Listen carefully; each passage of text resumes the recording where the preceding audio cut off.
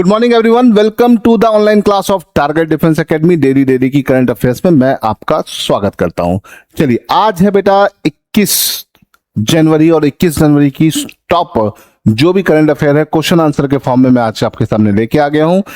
आगे बढ़ने से पहले मैं आपको बता दूं, अगर आप हमारे चैनल पे नए हैं तो चैनल को सब्सक्राइब कर लीजिए, और इस क्लास की बेटा अगर आपको पीडीएफ चाहिए तो उसके लिए आपको क्या करना है, टारगेट डिफेंस एकेडमी के टेलीग्राम चैनल को ज्वाइन करना है। चलिए शुरू करते हैं आज की क्लास को बिना लेट किए हुए। ठीक है, चलो तो फटाफट टॉप 10 करंट अफेयर्स 21 जनवरी को देख लेते हैं। Who was conferred with the अति विशिष्ट रेल सेवा पुरस्कार for rescuing over 150 children under operation Nanhe फरिश्ते। तो देखो यहां से बेटा दो क्वेश्चन बन सकता है। ऑपरेशन नन्हे फरिश्ते इंडियन रेलवे के द्वारा मनाया गया था, और अति विशिष्ट रेल सेवा पुरस्कार इनके एक इंस्पेक्टर को दिया गया। किसको दिया गया? चंदना सिन्हा, इलिया राजा, आलिशा चौधरी, नरेंद्र मोदी। तो भैया मोदी जी तो है नहीं, चंदना सिन्हा को दिया गया, इसे ध्यान रखिएगा। चंदना सिन्हा जो है रेलवे की इंस्पेक्टर है ना, और इनको दिया गया है ना अति विशिष्ट रेल सेवा पुरस्कार के लिए, है ना। Inspector Chandana Sinha are resident of Chhattisgarh were recognised for her outstanding work in rescuing child from child labour and trafficking under Indian railway operation Nanhe Farishte, operation little angel. देखो यहां से क्वेश्चन को ट्विस्ट करके पूछेगा, तो क्या पूछेगा? ऑपरेशन नन्हे फरिश्ते किस मंत्रालय के द्वारा चलाया गया? तो इंडियन रेलवे, और इसके तहत जो ये पुरस्कार दिया गया नन्हे फरिश्ते पुरस्कार, नन्हे फरिश्ते के अंदर ऑपरेशन के अंदर जो अति विशिष्ट रेल सेवा पुरस्कार दिया गया वो किसे दिया गया? इनको दिया गया। ठीक है, चंदना सिन्हा को। ठीक है, इसे ध्यान रखिएगा। चलो यहां से आगे बढ़ते हैं तो कुछ एक्स्ट्रा क्वेश्चन। ठीक है, तो क्या है ये पूछा जा सकता है, व्हाट इज द अति विशिष्ट रेल सेवा पुरस्कार, है ना, का पर्पस क्या है? What is the main purpose of this पुरस्कार, है ना। तो इसका मेन पर्पस क्या है ना। तो to recognise exceptional courage, dedication and service in safeguarding passenger and vulnerable groups. तो ये इसलिए होता है। ठीक है, इसे ध्यान रखिएगा, रेलवे के द्वारा दिए जाने वाला सबसे हाईएस्ट अवार्ड होता है। चलिए आगे बढ़ते हैं, क्वेश्चन नंबर 2 की तरफ चलते हैं। क्वेश्चन नंबर 2 बेटा क्या कह रहा है? Where was the India's first open sea marine fish farming project launch. तो भारत का पहला open sea marine fish farming project कहां पे लॉन्च हुआ? Arabian sea, bay of Bengal, Andaman sea की इंडियन ओशन। बड़ा अच्छा इंपॉर्टेंट क्वेश्चन है क्योंकि ये अपने आप में यूनिक है। Open sea marine fish farming कहां लॉन्च हुआ? अंडमान सी में, याद रखिएगा, अंडमान सी में लॉन्च हुआ। ठीक है, हमारे जो मिनिस्टर हैं जितेंद्र सिंह, है ना, यूनियन मिनिस्टर जितेंद्र सिंह जो है उन्होंने इसको लॉन्च किया, है ना, और मिनिस्ट्री ऑफ अर्थ साइंस के कोलैबोरेशन से, है ना, अंडमान निकोबार के रीजन में इसे लॉन्च किया गया। आप देख सकते हैं, है ना, ये मिनिस्टर साहब हैं और ये लॉन्च किया गया। ये बहुत इंपॉर्टेंट प्रोजेक्ट है और आने वाले टाइम में इससे क्वेश्चन आपके पेपर में बन सकते हैं। ठीक है, चलो आगे बढ़ते हैं। तो और क्या क्वेश्चन इससे बन सकता है? ठीक है, तो भैया इसका मेन गोल क्या है इस प्रोजेक्ट का, है ना, सिंपल सा बन सकता है ना। What is the primary goal of the Indian open sea marine fish farming project? ये भी एक क्वेश्चन यहां पर पुट हो सकता है। To reduce the pressure on the coastal fishing and promote sustainable mariculture. ठीक है, तो याद रखिएगा, कोस्टल एरिया पे फिशिंग कम करके मैरीकल्चर्स को और ज्यादा प्रमोट करना है अपने मेन एरियाज में। ठीक है, चलिए यहां से आगे बढ़ते हैं, क्वेश्चन नंबर 3 की तरफ चलते हैं। Why did Chile declare a state of emergency in January 2026? तो 2026 जनवरी में चिली ने इमरजेंसी घोषित की है। इनमें से किस कारणों की वजह से ये इमरजेंसी की घोषणा की गई है?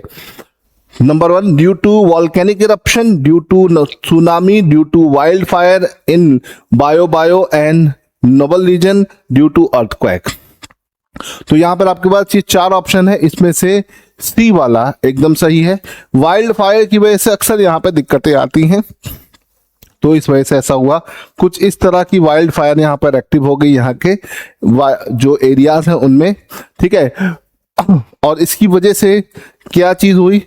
Wild fire forces 50,000 people to flee as president Gabriel Boric declare emergency, है ना, याद रखिएगा। तो अभी हाल फिलहाल में वाइल्ड फायर की वजह से कहां पर इमरजेंसी की घोषणा हुई? चिली में। क्वेश्चन ऐसा रिवर्स करके भी आ सकता है। क्वेश्चन बेटा यहां से अलग अलग कैटेगरी के अलग अलग टाइप के बन सकते हैं, अलग अलग इंटेंसिटी से बन सकते हैं, आपको ध्यान रखना है। और क्या क्वेश्चन बन सकता है? What is child known for globally, है ना। तो चाइल्ड बेसिकली फेमस क्यों है? ठीक है, कॉपर प्रोडक्शन के लिए, है ना। दुनिया का सबसे ज्यादा कॉपर का प्रोडक्शन में चिली का काफी बड़ा या चाइल्ड का बहुत बड़ा रोल है, इसे ध्यान रखिए। कॉपर की माइंस यहां पर काफी है। चलो आगे बढ़ते हैं। ये है हमारा क्वेश्चन नंबर 4 बेटा। Question number 4, who will be the honour with the Padmapani award at 11th Ajanta Ellora international film festival. तो 11th Ajanta Ellora film festival में पद्मापनी अवार्ड किसे मिला? AR रहमान, इलियाराजा, लता मंगेशकर की, किशोर कुमार। तो यहां पर अगर देखा जाए तो ये अवार्ड मिला इलियाराजा को, है ना।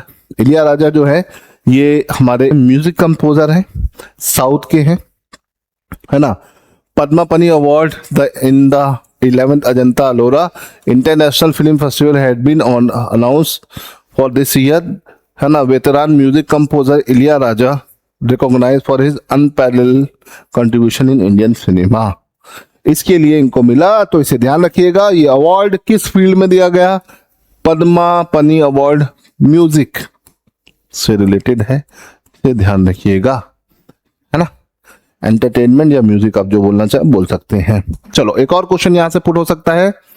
तो what is the Padmapani award given for, है ना। ये किस लिए दिया जाता है? Outstanding contribution in Indian cinema, है ना, particularly in direction, music and story telling, इस फील्ड में दिया जाता है, इसे ध्यान रखिएगा। तो इस बार किसको मिला? इलियाराजा को मिला। चलो आगे बढ़ते बेटा। अगला क्वेश्चन जो आपके पेपर में आ सकता है उसको देखते हैं। Who become the first Indian to win a medal at karate 1 series A circuit. तो भैया karate A 1 series A circuit में कौन जीता? तो चिंदना सेन सिन्हा, अलीशा चौधरी, इलियाराजा, योगेंद्र कुमार। तो देखो ये दोनों तो अपने आप ही चले गए, इनका नाम ऑलरेडी हम डिस्कस कर चुके हैं। तो यहां पर आंसर हो जाएगा आपका अलीशा चौधरी। अलीशा चौधरी को ये अवार्ड मिला, इसे ध्यान रखिए। ये अलीशा चौधरी हैं और इनको कराटे की फील्ड में ये अवार्ड दिया गया। ठीक है। Indian karate athlete Alisha Chaudhary made history at the karate 1 series event in Tbilisi, Georgia, है ना, on 11-12 January 2026 by winning the bronze medal in the women 55 kilogram category. तो याद रखिएगा कराटे में इनका अच्छा खासा नाम यहां पर जनरेट हो गया। ठीक है। और क्या क्वेश्चन जन लगता है? अलीशा चौधरी ने किस फील्ड में ब्रॉन्ज जीता? तो विमेंस की 55 किलोग्राम कैटेगरी में इनको ये प्राइज मिला। चलिए क्वेश्चन नंबर 6 की तरफ चलते हैं। When a chip to startup programme launch, है ना। तो भैया चिप टू स्टार्टअप प्रोग्राम की लॉन्च किस ईयर हुई? 2020, 2021, 2022 की 2023। तो चिप टू स्टार्ट या C2S जो कार्यक्रम है ये 2022 में शुरू किया गया। ठीक है। ये भारत सरकार का एक एम्बिशियस प्रोजेक्ट है, इसे याद रखिएगा। Chip to start programme launch by the ministry of electronics and information technology in 2022 is a central part of this effort. ठीक है, इसे ध्यान रखिएगा, बड़ा इंपॉर्टेंट है। ठीक है। चलो what is the primary goal of chip to start up programme? ये भी एक क्वेश्चन आ सकता है। ठीक है। टू डेवलप, है ना। इसका मेन गोल क्या है? इसका मेन गोल है 85,000 industry ready professional VLSI and embedded system design, है ना। VLSI मतलब वेरी लार्ज स्केल इंटीग्रेशन से संबंधित है, इसे ध्यान रखिएगा, है ना। छोटे छोटे चिप्स हैं, इनके डेवलपमेंट को बढ़ावा देना इसका मेन मोटिव है, इसे ध्यान रखिएगा। चलो यहां से आगे बढ़ते हैं बेटा। Question number 7। ठीक है। Where was the BRICS plus naval exercise held? तो ब्रिक प्लस नेवल एक्सरसाइज कहां पर आयोजित की गई? मुंबई, साउथ अफ्रीका, जापान की साउथ अफ्रीका, है ना। तो ये सिमोन टाउन साउथ अफ्रीका में आयोजित की गई। ब्रिक को इस बार होस्ट करेगा भारत, लेकिन इसकी जो नेवल एक्सरसाइज है वो सिमोन टाउन साउथ अफ्रीका में हुई, है ना, याद रखिएगा। एक आपका केप टाउन है, ये आंसर नहीं, सिमोन टाउन, इसे ध्यान रखिएगा। ये इस तरह की एक्सरसाइज है जो हेल्ड हुई कहां पर? साउथ अफ्रीका में। ठीक है। विल फॉर पीस 2026, है ना। BRICS plus naval exercise held of South Africa from January 9 to 16. India, despite being BRIC chair, are formally invited and choose not to participate or even attend as the observer, calling it as the considered political decision. तो India को option दिया गया था कि चाहे तो वो join करें, चाहे तो ऑब्जर्वर रहे, ठीक है, या नहीं भी आना चाहे तो कोई दिक्कत नहीं है.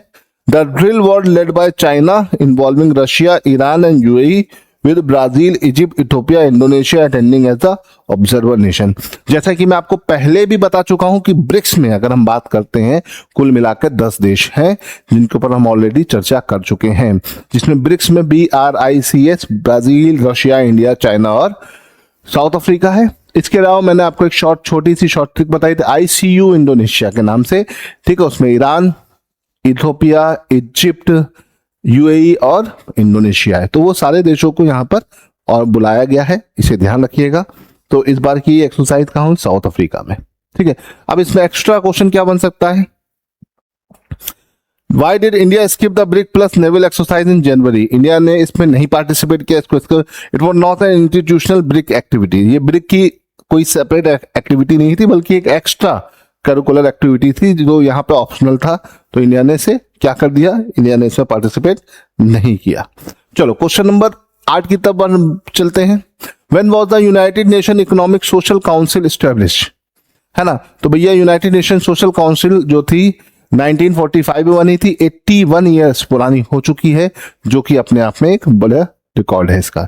तो 81 साल पुरानी, 80 साल इसके हो गए, 81 ईयर में ये पहुंची है, इसे ध्यान रखिएगा. तो 1945 में बनी थी, है ना, UN चार्टर के थ्रू, इसे ध्यान रखिएगा, ठीक है. और इसकी मीटिंग स्टार्ट हुई 1946 में लंदन से, ठीक है. चलो अब आगे चलते हैं. तो how many member state are elected to एसकॉसॉक्स बाय UN जनरल असेंबली? तो इसमें कुल मिला के जो ECOSOC में कुल मिला के कितने मेंबर है? 54 मेंबर है. चलो आगे बढ़ते हैं. The Bagurumba dance belongs to which community? काफी फेमस है.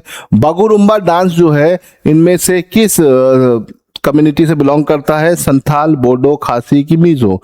ये सब ट्राइबल कम्युनिटी के नाम है और ये ट्राइबल डांस भी है.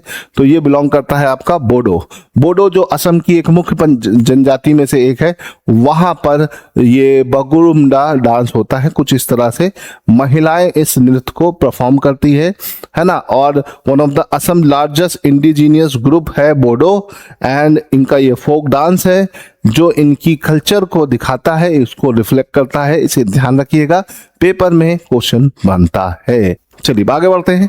क्वेश्चन नंबर 10 की तरफ चलते हैं. अगले क्वेश्चन की तरफ चलते हैं. Question number 10.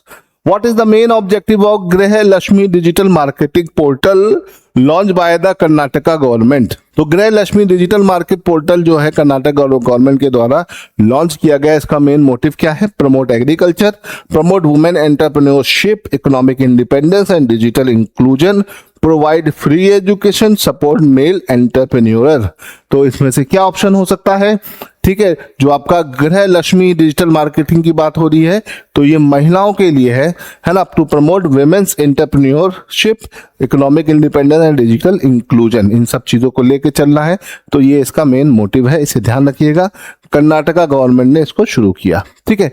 तो भाई ये तो हो गए हमारे आज के टॉप 10 क्वेश्चंस. आई होप कि आपको समझ में आए होंगे. नोट करते जा रहे होंगे, आप अपने नोट्स बनाते जा रहे होंगे. नोट्स बनाओगे तो आखिरी टाइम में रिवाइज करने में आसानी होगी, है ना. तो चलिए फिलहाल आज के लिए इतना रहने देते. कल फिर मिलेंगे कुछ और नए करंट अफेयर्स के साथ. टिल देन गुड बाय, जय हिंद.